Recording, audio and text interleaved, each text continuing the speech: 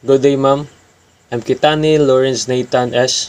I'm here to discuss about the history, philosophy, and objectives of imprisonment and the development of prisons. Sing Sing Prison, originally known as Mount Pleasant Prison. It was constructed in the village of Sing Sing on the east bank of the Hudson River, some 30 miles or 48 kilometers north of New York City. It was designed to provide additional prison space and to replace Newgate Prison. Construction was undertaken in 1825 by convict laborers under the supervision of Elam Linds, warden of Auburn State Prison. He officially became the head of the new prison when it opened in 1826, though it was not completed until 1828. So the Sing Sing Prison was constructed due to additional places in the prison and a new gate for prison. So these are the programs of the Sing Sing Prison.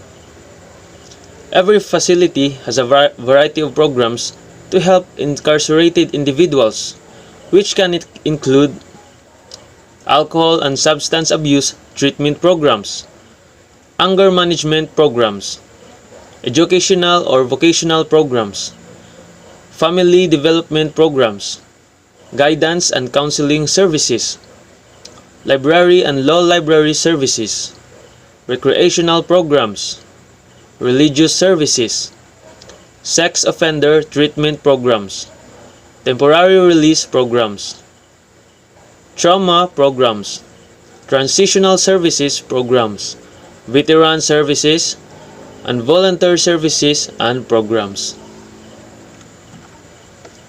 The initial facility had 800 cells. The prison population rose in the mid-19th century, resulting in more construction. The 4-story complex was soon 6 stories, and the prison eventually housed more than 1,600 inmates because most of the early convicted criminals traveled by boat to Sing Sing. The phrase, "up the river," came to mean going to prison. One of the notable visitors to the prison was Alex de Tocqueville, author of Democracy in America. The French government sent him and Gustave de Beaumont to the United States in 1831 to gather information about the American penal system. The two men were amazed at the total subjugation under which prisoners work and the administrative power the warden wielded at Sing Sing. So, the Sing Sing prison had 800 cells and it has 1,600 inmates in each cells. Linz resigned as warden of Sing Sing in 1830 and returned to Auburn in 1838. He was asked to leave that prison a year later after the death of a prisoner who was punished severely for feigning illness. Despite this record, Sing Sing rehired Linz in 1843. Whippings and floggings were commonplace punishments at Sing Sing. Frequently used was the cat-o'-nine tails, a cruel whipping contraption whose lashes were often tipped with metal or barbs. It was used finally abolished by the New York State Legislature in 1848.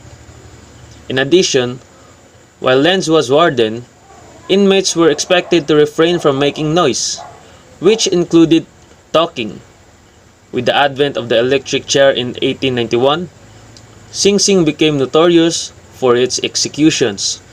Although the electric chair was developed at neighboring Auburn, almost all executions within the state were carried out at Sing Sing until 1963. The infamous death chair was later moved to Green Haven Prison. So, Linz was resigned of Sing Sing in 1830 due to the death of a prisoner that was due to an illness, and the Sing Sing prison was known for being a notorious prison with because it has many kinds of executions like whipping or the electric chair.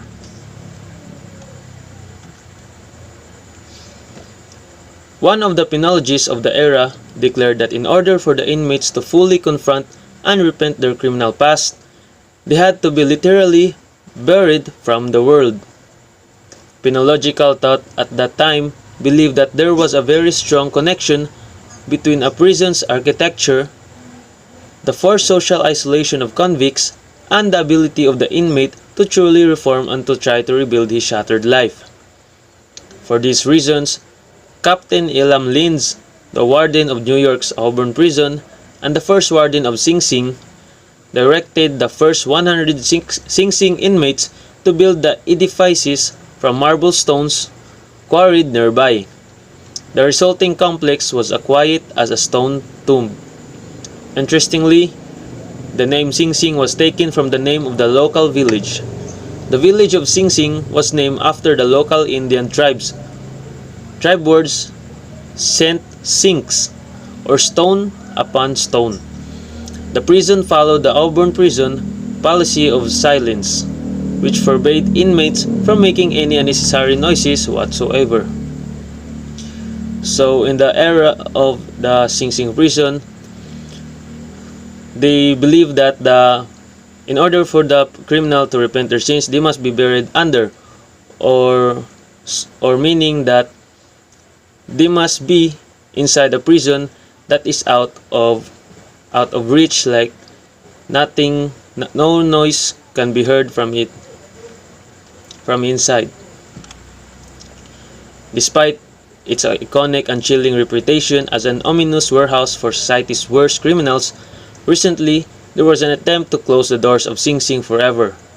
Several state and local lawmakers, together with thousands of residents from the nearby village, now known as Usining, asked New York Governor Andrew Cuomo to close the maximum security facility and to relocate the 1,725 current inmates to a new or refurbished prison elsewhere in the state. They had hoped to convert Sing Sing's 60-acre Riverside campus into an area of shops and condominiums, which might have elevated property values and generated more taxes for the cash-strapped local government. The site has been described as beautiful, with phenomenal views that offer spectacular sunsets. Cuomo indicated, however, that he would not close any maximum security prisons that house dangerous murderers and rapists and others who had been convicted of major crimes.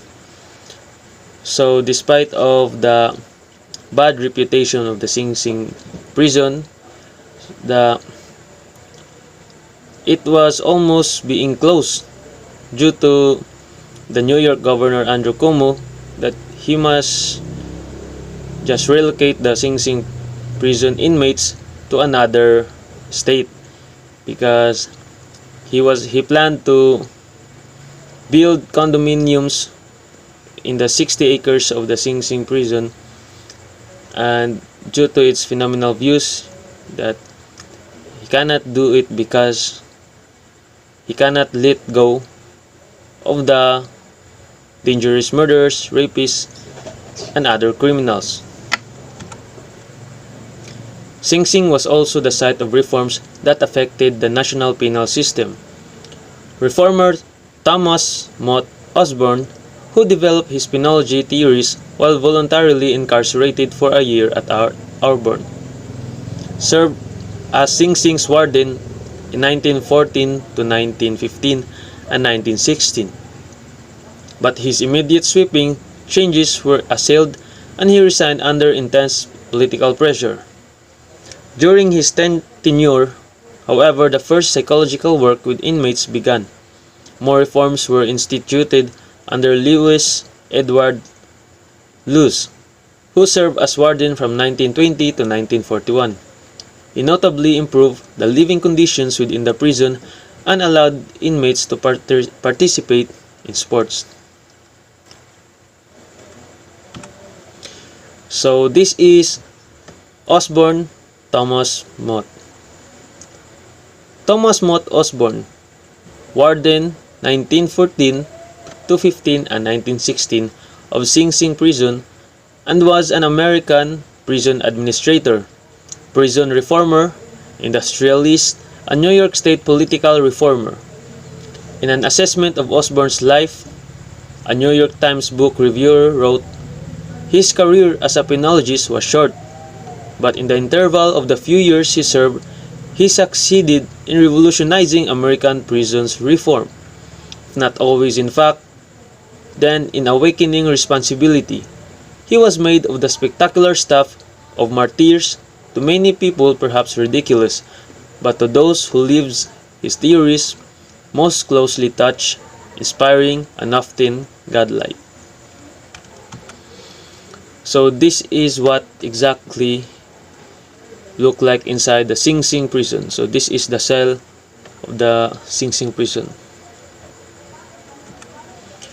In 1901, the resident of Sing Sing village changed its name to Ossining. They wanted to distance, if not disassociate, the town from the notorious prison.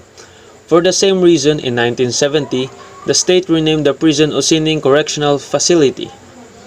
Sing Sing Correctional Facility is a maximum security prison operated by the New York State Department of Corrections and Community Supervision in Ossining, New York. It houses about 1,700 incarcerated people, and it is located about 30 miles north of New York City on the bank of Hudson River. Sing Sing's almost 200-year history earned it a worldwide reputation as a notorious prison, but it is unfair to recognize it only for those reasons. Today, Sing Sing is considered a model correctional facility with its innovative rehabilitation programs for the incarcerated.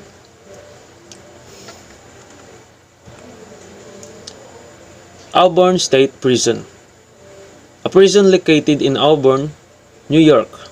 Opened in 1816, it established a disciplinary and administrative system based on silence, corporal punishment, and congregate labor.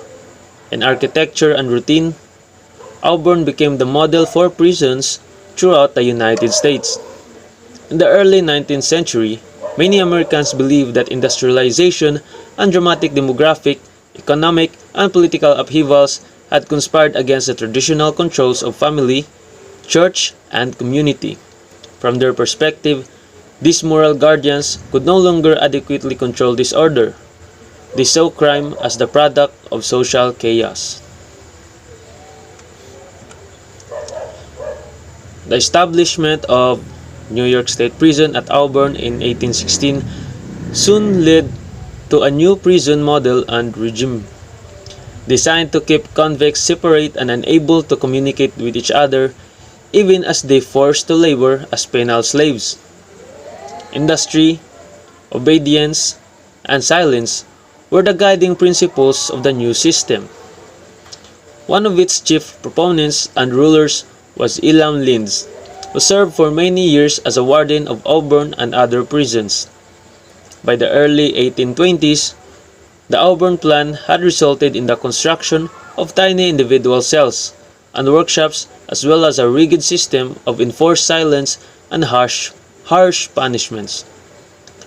Each entering convict was assigned a prison number, which served as his or her identity. Movement to and from the workshop was performed in a regimented manner, known as the lockstep, which called for prisoners to march in a military-style human chain. A hidden passage with small openings surrounded the work area, allowing inspectors and visitors to surreptitiously monitor the inmates. Auburn briefly, from 1821 to 1825, implemented a three-level classification system. Under it, minor offenders labored in workshops during the day and retired to separate cells at night. Serious offenders alternated their days between solitary confinement and congregate work. The most hardened criminals were placed in a solitary confinement without work. After numerous suicides, instances of mental illness and attempted escapes, the governor of New York terminated the classification system and the experiment in solitary confinement. So in 1821 to 1825, the Auburn system have implemented three classifications that about for the minor offenders, serious offenders, and the most hardened criminals. But luckily, the governor of New York terminated the classification and the experiment of the solitary confinement due to the numerous suicides and mental illness and attempted escapes. Eventually, overcrowding made the silent system unenforceable. An Auburn system of discipline deteriorated into corrupt and lax routines of harsh punishment. After the Civil War, the spirit of reform withered, and contract labor was no longer profitable.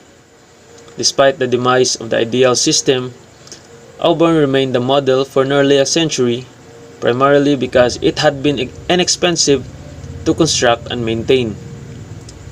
Unlike Auburn or Sing Sing, Pennsylvania's Eastern Penitentiary in 1829 was intended to keep convicts separate even as they work in order to prevent any earthly contamination or destruction that might impede their repentance, hence the term penitentiary. Located on Cherry Hill, on the outskirts of Philadelphia, Eastern represented one of the most imposing and expensive architectural achievements in the United States to date, and it contained innovations such as running water and flush toilets in all the cells.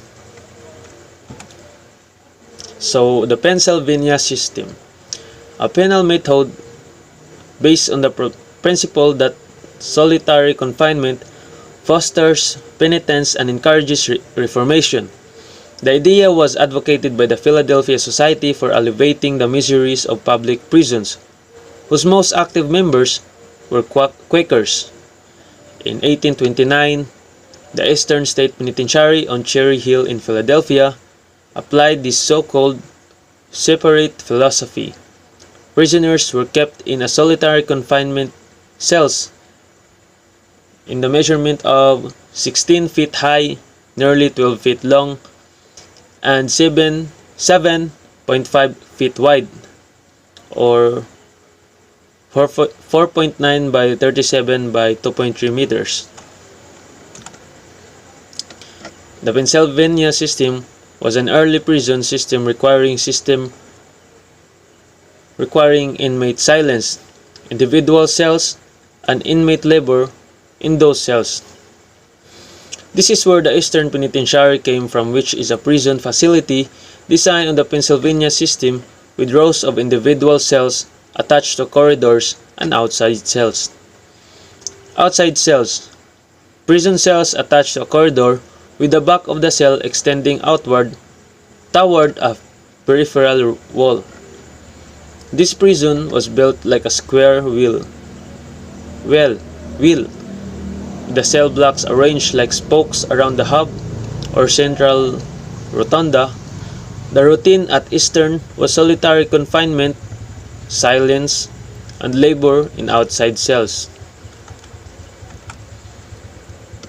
Unlike Auburn or Sing Sing, Pennsylvania's Eastern Penitentiary in 1829 was intended to keep convicts separate even as they worked in order to prevent any early contamination. So, Francis Lieber, the Prussian immigrant scholar who translated Beaumont and Tocqueville's work into English, hailed America's new penitentiary system as monuments of charitable disposition of the honest members of society towards their fallen and unfortunate brethren. Lieber coined the term penology to describe that branch of criminal science which occupies itself with the punishment of the criminal, not with the definition of crime, the subject of accountability and the proving of the crime, which belongs to criminal law and the penal process. Another prominent foreign visitor to Eastern Penitentiary was much more critical of the uncompromising solitary confinement approach. After touring the institution in 1842, Charles Dickens, the English novelist, concluded in his American Notes in 1842 that the Pennsylvania Plan was cruel and wrong, saying he found this slow and daily tampering with the mysteries of the brain to be immeasurably worse than any torture of the body. So, according to Charles Dickens, that the Pennsylvania Plan was not the right way to keep the inmates in prison because it will damage the brain slowly and is worse and is much more worse than torture of the body. So, different types of criminal punishment. The following are 5 of the most commonly seen types of criminal punishment. First, incapacitation. Incapacitation seeks to prevent future crime by physically moving criminals away from society. This punishment can be traced to ancient times. Terence Smith and Hong Lu write in Punishment, a comparative historical perspective. Banishment was a common penalty in antiquity. Later, it was common for colonizing European countries to ship convicts and undesirables overseas. In modern times, house arrest, incarceration, and the death penalty are all forms of incapacitation. So, incapacitation in the past is more likely as banishment, which the inmates or the convicts are sent in other places to be imprisoned. But unlike now in the modern times, incapacitation could now be called as house arrest, or the incarceration or the death penalty are all forms of incapacitation in the modern. Findings by the Bureau of Justice Statistics, or the BJS, have brought the effectiveness of this method into question. According to BJS data, about 2/3 or 67.8% of prisoners released back into society were arrested for a new crime within 3 years, and about 3/4, 76.6%, were arrested within 5 years. Despite these findings, incapacitation is a common form of punishment in the United States. Second, deterrence. The goal of deterrence is to persuade citizens and possible offenders or reoffenders to conform the rules of law. Mead and Lu explain the 4 types of deterrence are generally recognized. First, specific deterrence analyzes how effective punishment is on an individual's future behavior. Second, general deterrence seeks to understand how individual punishment can deter others from committing crimes. Marginal deterrence seeks to reconcile how effective different types of punishment are as either specific or general deterrence. Fourth, partial deterrence refers to situations in which the threat of penalty has some deterrent value even when someone engages in illegal behavior. For example, a criminal simply robbing a victim instead of also causing physical harm. The effectiveness of deterrence as a criminal punishment is difficult to assess because people may allow the law for other reasons that may be challenging to track, such as religious or moral beliefs, physical incapacitation, or lack of opportunity. Third is retribution. As one of the oldest forms of punishment, retribution has roots in the Judeo-Christian tradition of justice. In her book Criminal Law, Lisa M. Storm explains that retribution prevents crime by giving victims or society a certain sense of satisfaction that a defendant has been punished appropriately. reinforcing the belief that the criminal justice system is working effectively. Modern examples of retribution include the widespread practices of imposing fines as well as enforcing mandatory sentencing policies for certain offenses under the law. As an effective punishment, retribution has been criticized as being overly rigid and limited in its capacity to change societal behavior. However, it remained popular. Fourth, rehabilitation. A common prison policy in America up until the 1970s.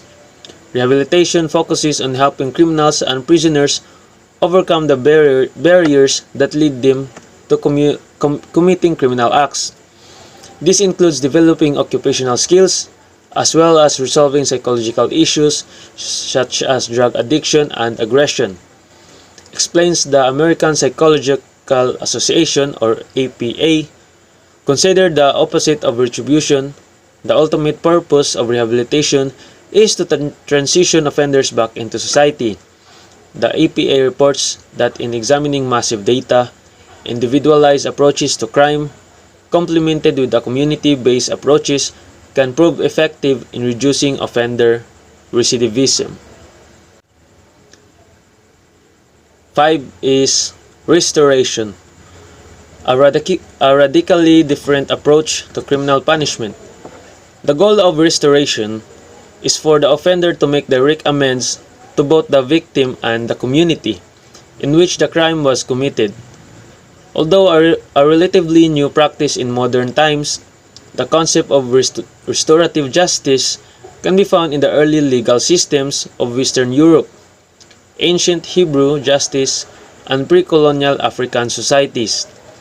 During the process of restoration, victims initiate a process in which both they and the offender meet to share feelings and concerns. The dialogue offers victims the opportunity to be heard and the offender to make amends and receive forgiveness.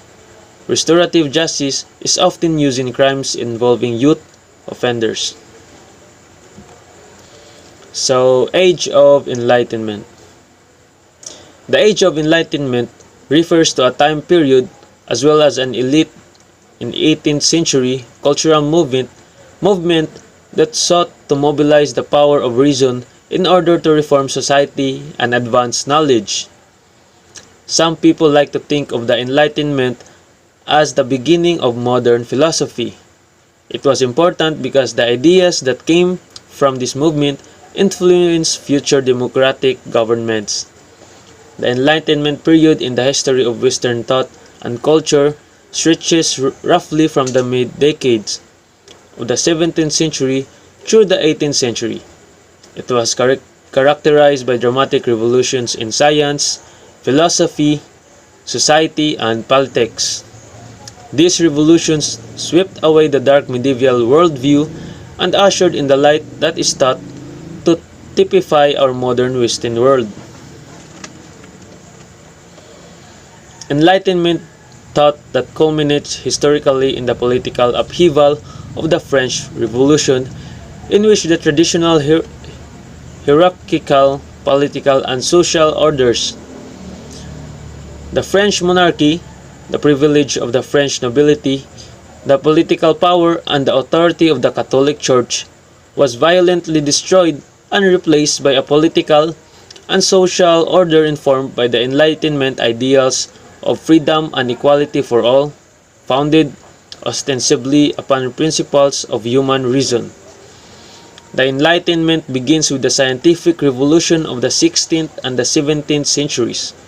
The rise of the new science progressively worked to undermine not only the ancient geocentric conception of the cosmos and with it the entire set of the presuppositions that serve to constrain as well as guide philosophical inquiry. So who are the great thinkers of the Enlightenment?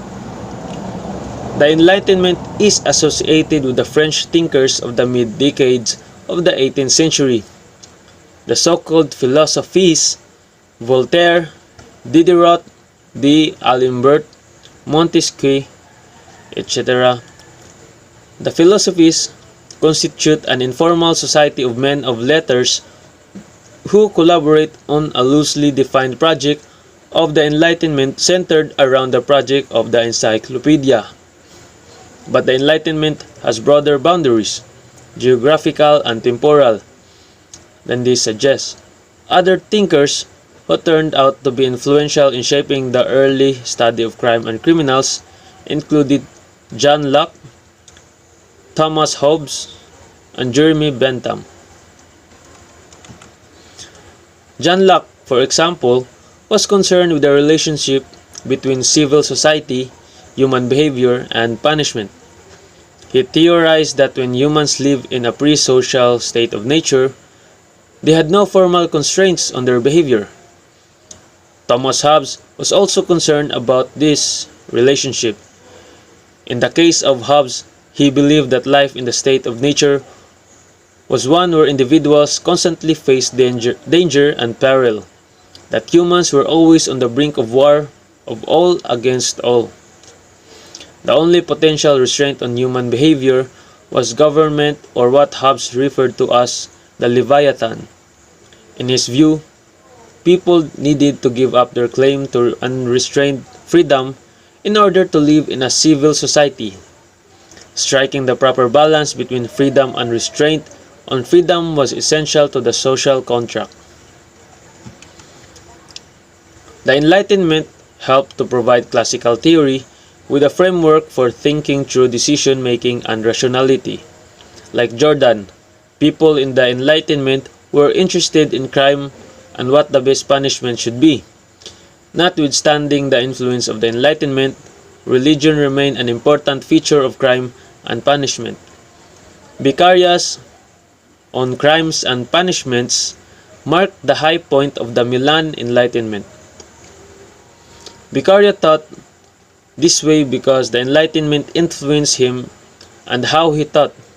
Beccaria was influenced by the Enlightenment philosophy, considering it is very apparent in his works and way of thinking.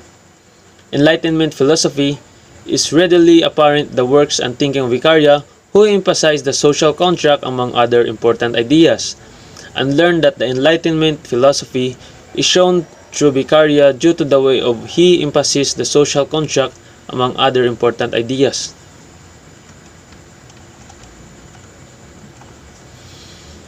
Beccaria was influenced by Enlightenment philosophy because he believed that the enforcement of orders within society, which was specifically brought on by this era.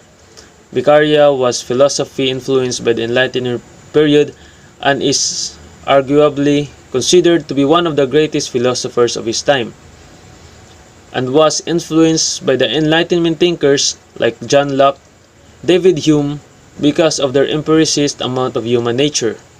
There were other Enlightenment thinkers such as Hobbes, Locke, and Rousseau who helped to create the intellectual climate in which Beccaria worked.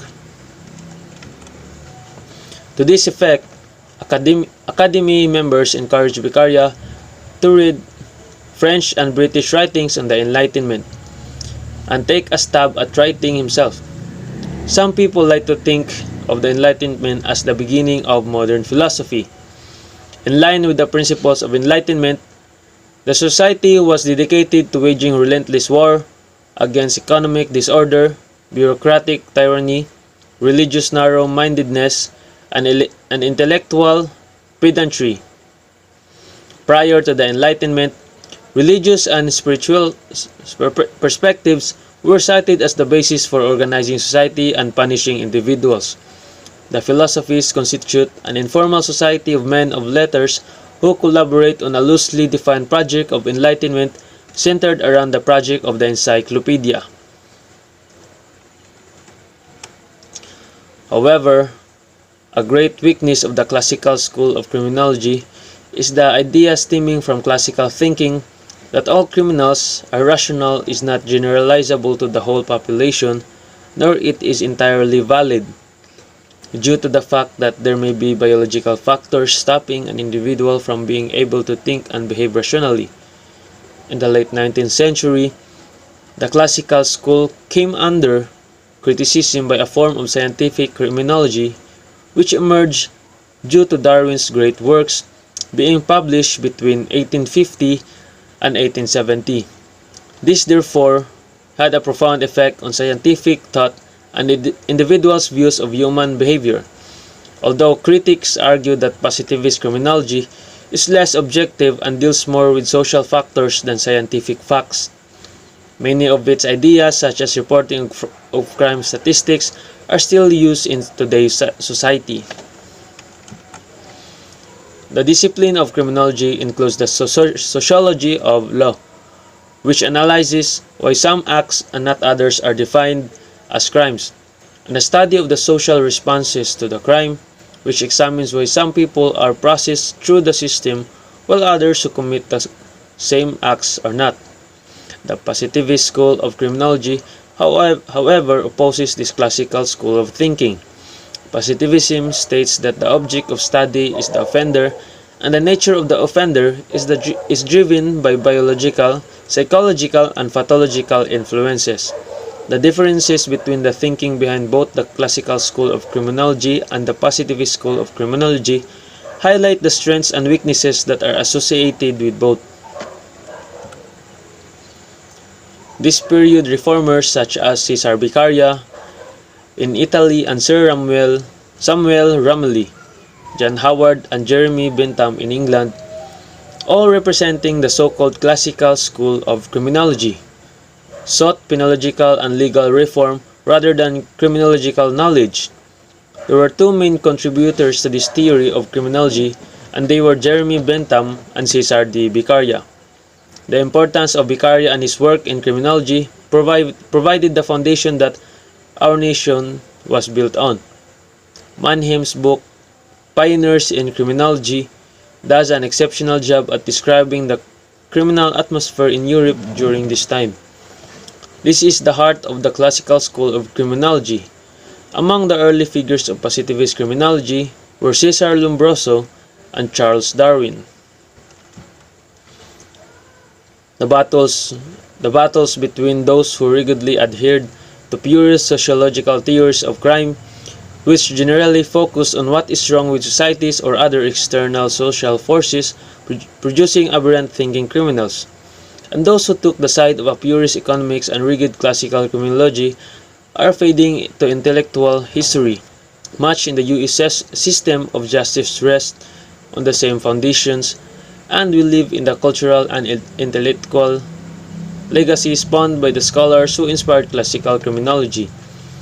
Although the mathematics and contemporary applications sometimes are overwhelming to people who are unaccustomed to reading formulas, the thinking in older and newer versions of classical criminology at least is familiar. Cesare Beccaria became known as the father of classical criminology. So, personalities behind the correctional institutions. So, the first one is Cesare Beccaria.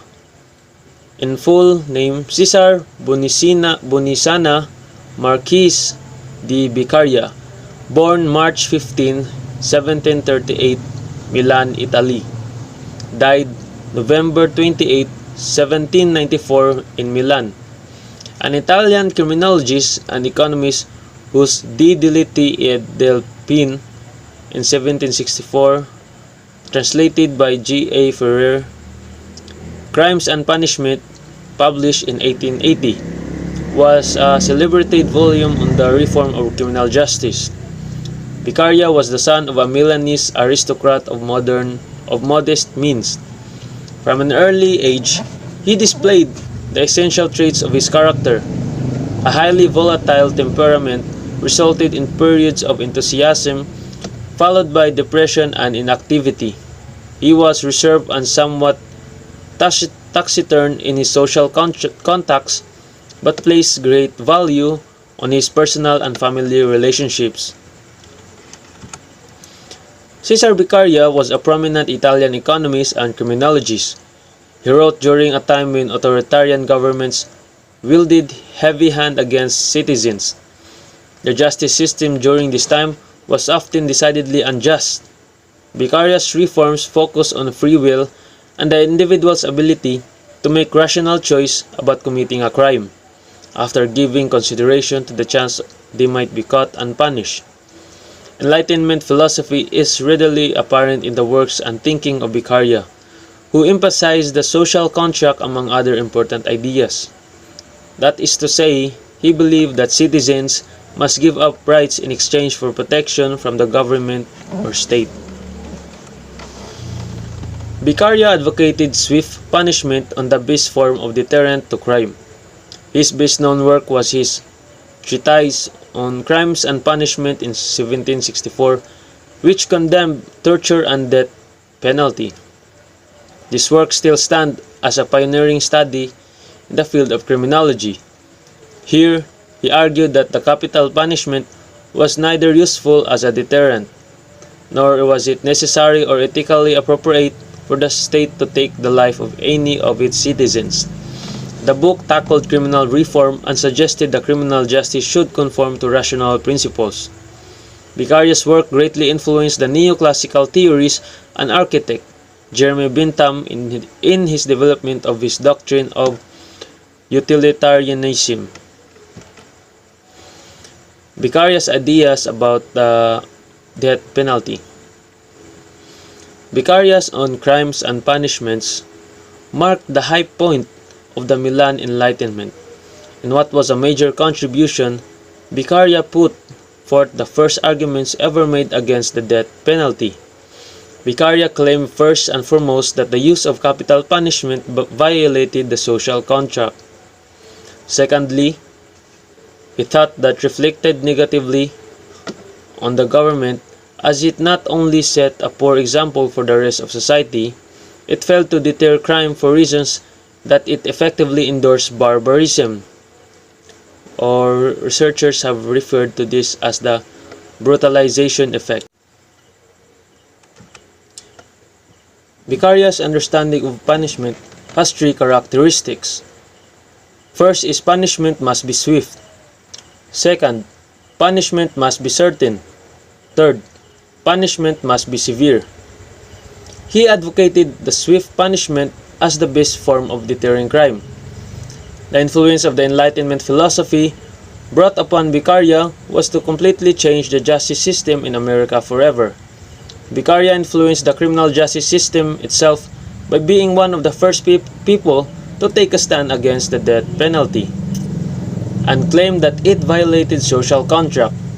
Beccaria was not a strong believer in torture, for he thought that it was useless and not the proper form of punishments to someone who has broken the laws. His view on the relationship between crime and punishment reflects in his deterrence theory beliefs. Beccaria and deterrence theory, specific versus general. Beccaria emphasized that for punishment to be truly effective, it must have a deterrent effect on people who might have decided to commit a crime. He developed two different concepts to elaborate the concept of deterrence: specific deterrence and general deterrence. Specific deterrence refers to punishments given to an individual that are meant to prevent or deter the individual from committing the crime again in the future. General deterrence refers to punishments given to an individual that are meant to prevent or deter other potential offenders in the society at large from committing the crime in the future. Cesar Lombroso, described as the father of modern criminology. Cesar Lombroso's theory of the born criminal dominated thinking about criminal behavior in the late 19th and early 20th century. November 6, 1835 to October 19, 1909, was the founder of the Italian school of positivist criminology. He rejected the established classical school, which held that crime was a characteristic trait of human nature and that rational choices were the foundation of behavior. Lombroso, using a scientific approach and concepts drawn from physiognomy, early eugenics, psychiatry, and social Darwinism, argued that criminality was inherited and that the born criminal could be identified by physical defects, which confirm a criminal as savage or atavistic. While his particular identifying characteristics are no longer considered valid, the idea of factors that predispose certain individuals to commit crime continues to be foundational to work in criminology. Together with his emphasis on the scientific method, this revolutionary approach has earned Lombroso the title Father of Scientific Criminology. In 1876, Lombroso, an Italian criminologist, proposed atavistic form as an explanation of offending behavior. This explanation was focused on the notion that criminals have physical distinguishing features.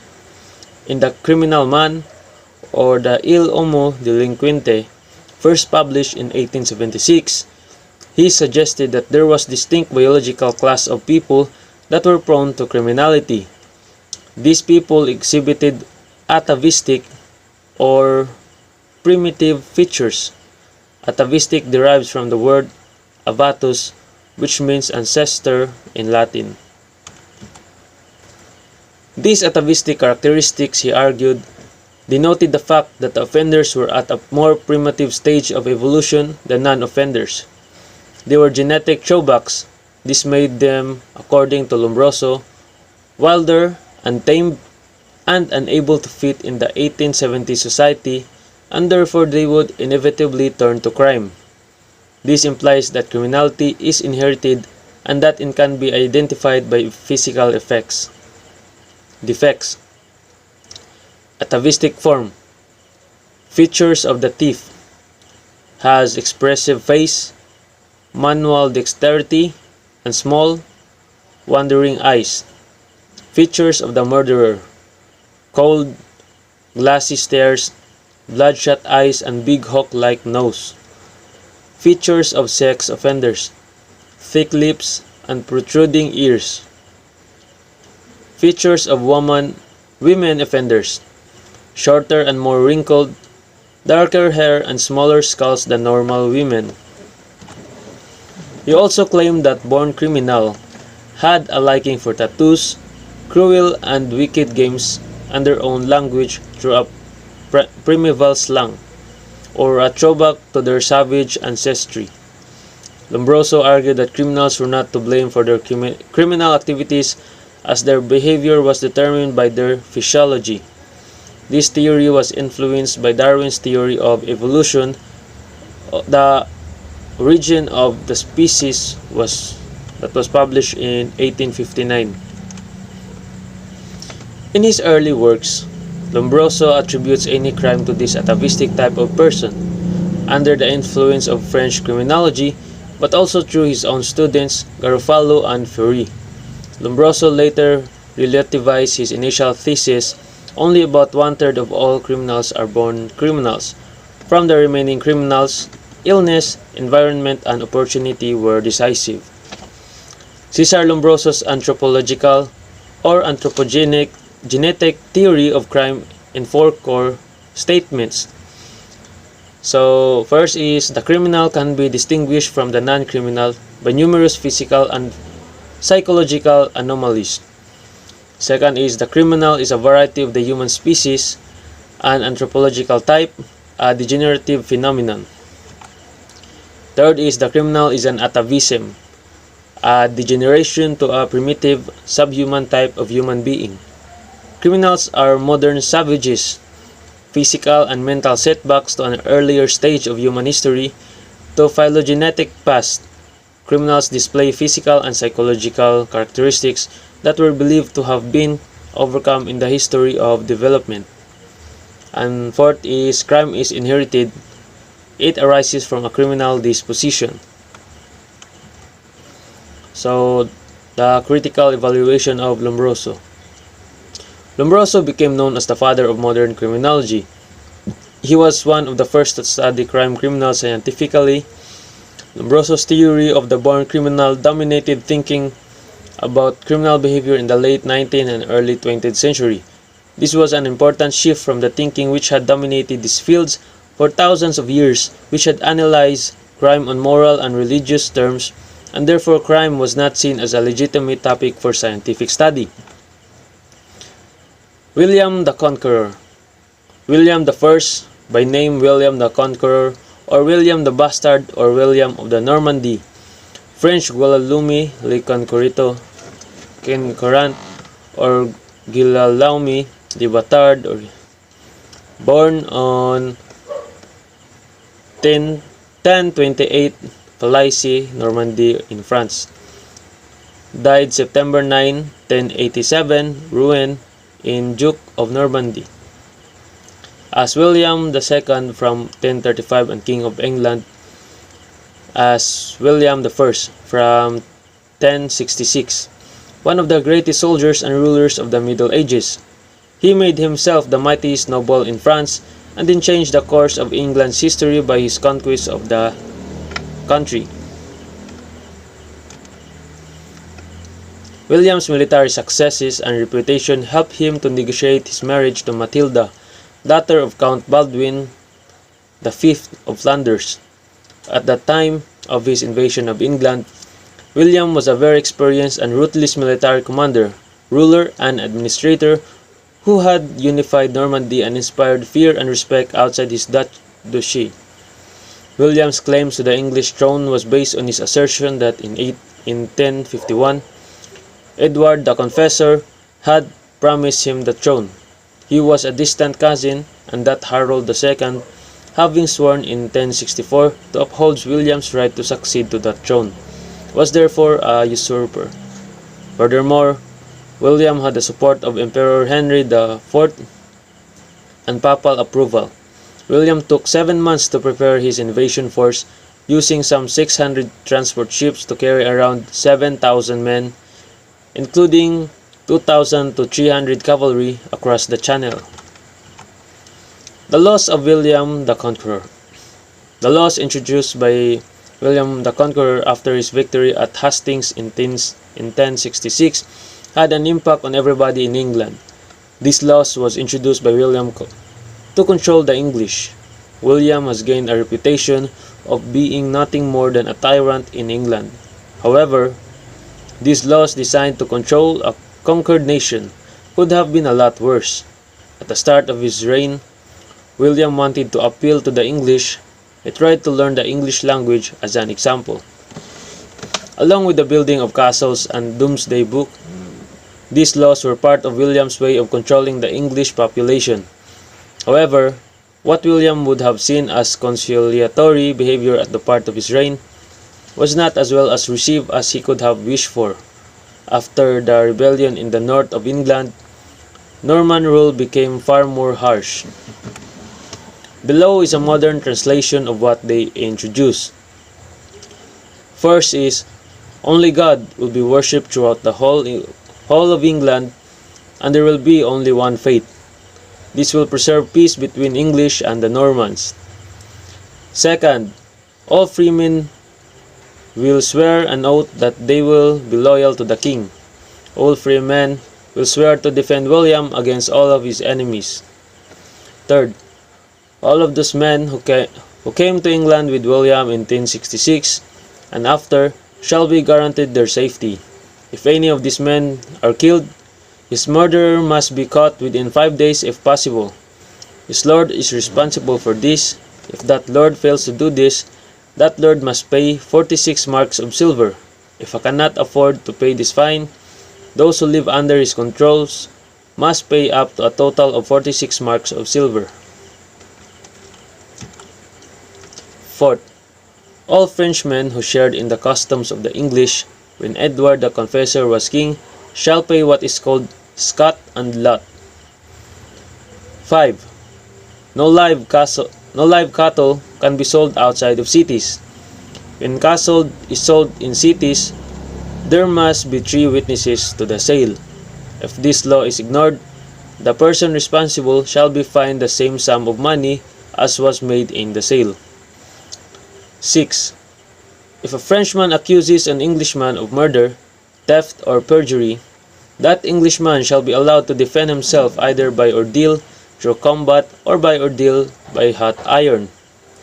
If that Englishman is too ill to do this, he will find another Englishman to do this in his place. If an Englishman accuses a Frenchman of crime and is unwilling to prove his case against the Frenchman by ordeal of combat or hot iron, the Frenchman will acquitted if he swears an oath of innocence. 7. All the laws regarding land ownership introduced under Edward the Confessor shall be kept alongside those land laws William has introduced. 8. Anybody who wants to consider a freeman must swear an oath of loyalty. This oath must be guaranteed by others. If this man who has sworn an oath breaks the laws, those who have guaranteed this oath must pay any fine that is set against this man. Any problem should be sorted out in a court of law. If anybody who is summoned to court refuses to attend, he shall receive one warning. If he refuses to attend a second time, he shall have one ox taken from him. If he fails to attend third time, he shall have another ox taken from him. If he fails to attend the fourth time, he shall pay a fine to the king, and shall have taken from him goods the value of the original charge against the accused. 9. No man is allowed to sell another man. Anyone breaking this law will pay a fine to the king. And lastly, number 10, no one shall be executed for crimes they have committed, but if they are guilty of a crime, they will be blinded and castrated. This law is not to be challenged. William's brutal clampdown on any opponents only occurred after the failed rebellion in the north of England, which centered on an attack on York Castle. It was only after the English had seemingly betrayed William and his generosity that he embarked on the harrying of the north, and the rule imposed on England became more brutal. Enrico Ferri, born in Lombardy in 1856, and worked first as a lecturer and later as a professor of criminal law. Having spent time as a student of Cesare Lombroso, while Lombroso researched anthropological criminology, Ferri focused more on social and economic influences on the criminal and crime rates. Ferri's research led to him postulating theories calling for crime prevention methods to be mainstay of law enforcement. As opposed to punishment of criminals after their crimes had taken place, he became a founder of the positivist school, and he researched psychological and social positivism as opposed to the biological positivism of Lombroso. In his work, Ferri frequently made use of the compromising examples set by the United States with special reference to the preventive measures adopted against juvenile delinquency. He placed in evidence the beneficent work done by the reformatories and vocational schools where minors were placed. He pointed out as a worthy of emulation the institution of children's courts, established for the first time in Chicago in 1899, followed by others in various states of the Union and England, which are now regulated by the Child Act, a kind of Magna Carta for minors.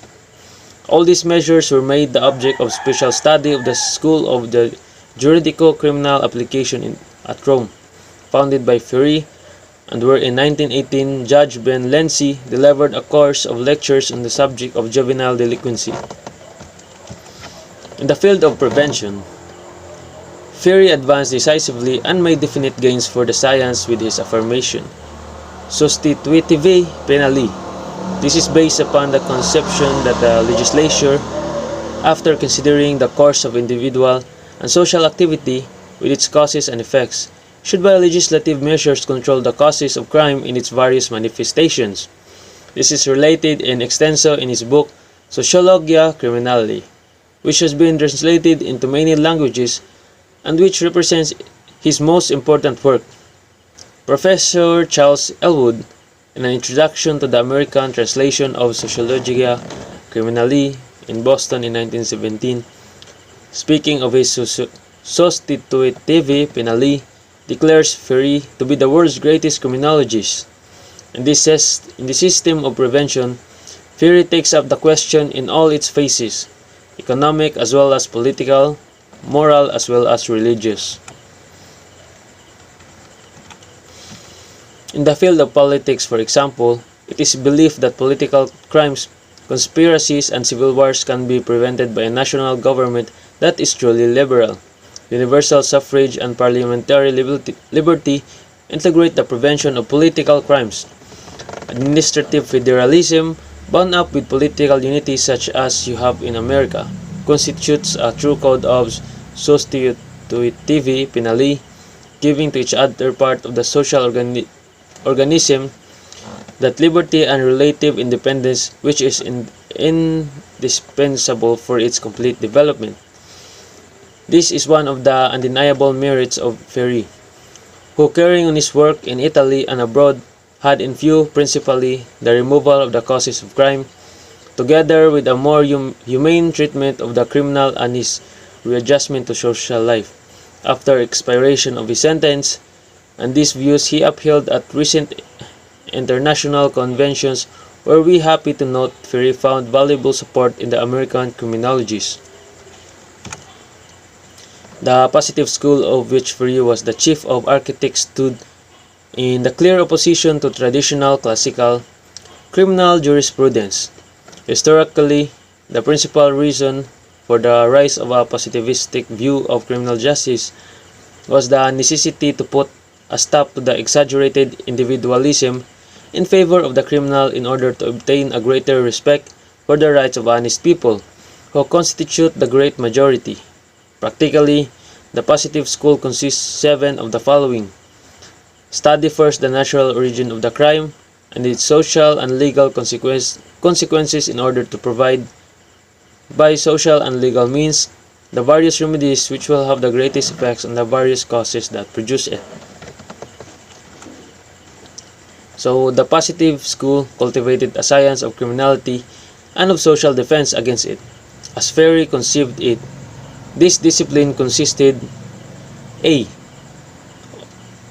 The scientific study of the crime as an individual fact or somato-psychological condition of the offender by anthropology, psychology, and criminal psychopathology.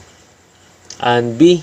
A social fact or physical and social environmental conditions by criminal statistics, monographic studies, and comparative ethnographic studies for the purpose of systematizing social defense measures.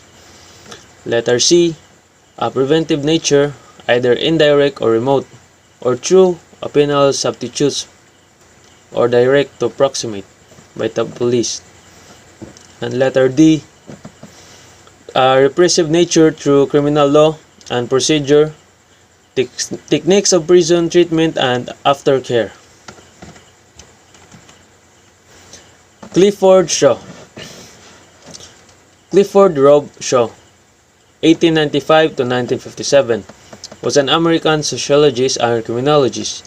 He was a major figure in the Chicago School of Sociology during the 1930s and 1940s, and is considered to be one of the most influential figures in American criminology.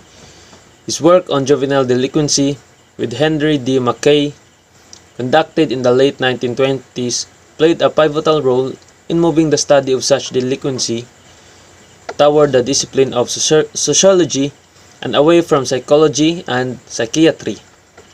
Shaw and McKay's work spanned 3 general areas: studying geographic variation in rates of juvenile delinquency, study of autobiographical works by delinquents, and the development of the Chicago Area Project, a delinquency prevention program in the Chicago area.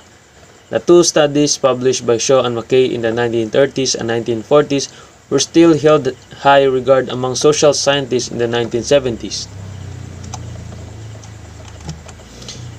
In 1932, Shaw organized the Chicago Area Project, an experimental program in 3 low-income areas of the city designed to involve residents in the effort to curb juvenile delinquency. In their communities, the emphasis was on local residents working together in their own neighborhoods rather than outside professionals. The Chicago Area Project, of which Shaw became the administrative director in 1931, was eventually incorporated as a private non-profit corporation with its own board of directors in 1934. One of Shaw's colleagues at the IGR as well as at the Chicago Area Project was Henry D. McKay. McKay held the position of supervising sociologist and research sociologist at the IGR intermittently from 1927 to 1972. His activities centered mainly upon experimentation and research. So, the Chicago Area Project or CAP. The Chicago Area Project or CAP, a pioneering delinquency prevention program, was incorporated in 1934 by Clifford R. Shaw with support from prominent sociologists at the University of Chicago and the Illinois Institute for Juvenile Research. Shaw believed that juvenile delinquency was a natural product of deteriorating neighborhoods in the modern industrial city. Suspicious of psychological explanations of delinquency and of programs aimed solely at reforming individual delinquents, he created CAP as a new form of grassroots community organization. Its goal was to prevent delinquency by eliciting local residents' active participation in commonly self-renewal. CAP sponsored community organizing committees composed of residents of high delinquency neighborhoods. Shaw worked as much as possible through existing institutions such as the Catholic Church in the predominantly Polish neighborhood of Russell Square. CAP's initial programs took three main forms. First, it organized recreation. The Russell Square Community Committee or the RSCC, for example, sponsored a boys club and athletic leagues. Second, it sought to improve neighborhood conditions. The RSCC cleaned up the local parks and established a summer camp operated by community residents. Third, it intervened a summer camp operated by community residents. Third, it intervened directly with delinquents.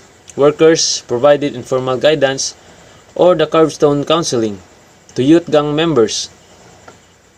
Street workers also mediated with the police, school, and officials when the neighborhood youths were arrested or experienced difficulty in school.